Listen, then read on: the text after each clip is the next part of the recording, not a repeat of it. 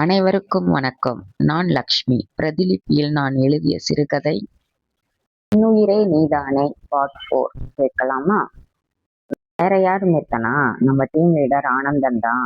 எனக்கும் அவரை ரொம்ப பிடிக்கும் தான். ஆனா என மெரினா சொல்லிக் கொண்டே போக, மிர்த்தனா காதில் அவள் சொன்ன வேற எதுவும் விழவில்லை. மிர்த்தனா கலங்கி நிற்பதை பார்த்து மகிழ்ந்தாள் மெரினா. வேறு எதுவும் பேசாமல் அங்கிருந்து சென்றாள். மெரினா சொன்னதை கேட்ட மிர்த்தனா மனம் சொல்ல முடியாத வழியில் துடித்தது. அதற்கு மேல் அவளால் வேலை பார்க்க முடியவில்லை. செய்த வேலையும் தப்பு தப்பாக செய்தாள். அதை பார்த்த ஆனந்தன், என்னாச்சு இவளுக்கு? இப்படி தப்பாக வேலை செய்பவள் இல்லையே இவள் என நினைத்தான். ஒரு முக்கியமான ஃபைலை மிர்த்தனா தவறாக செய்தாள். அதை அவள் ஆனந்தனுக்கு அனுப்ப வைத்திருந்தாள். அவளுக்கு தெரியாமல் அந்த ஃபைலை மேனேஜருக்கு அனுப்பி வைத்தாள் மெரினா. உடனே அங்கிருந்து வந்த மேனேஜர் ஆனந்தனை திட்டிவிட்டு சென்றார். அனைவர் முன்னும் மேனேஜர் திட்டினது ஆனந்தனுக்கு அவமானமாக இருந்தது.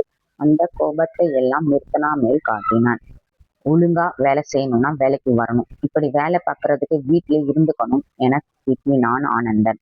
ஏற்கனவே வருத்தத்தில் இருந்தால் மிர்த்தனா. இதில் ஆனந்தன் திட்டியது அவளுக்கு கண்ணீரை வர வைத்தது. மெரினா, நீங்க மிர்த்தனா ஒர்க்கு எல்லாம் பண்ணுங்க என்று அங்கிருந்து சென்றான் ஆனந்தன். மிர்த்தனா கண்ணீரை பார்த்தார். ஆனந்தன் மனம் துடித்தது.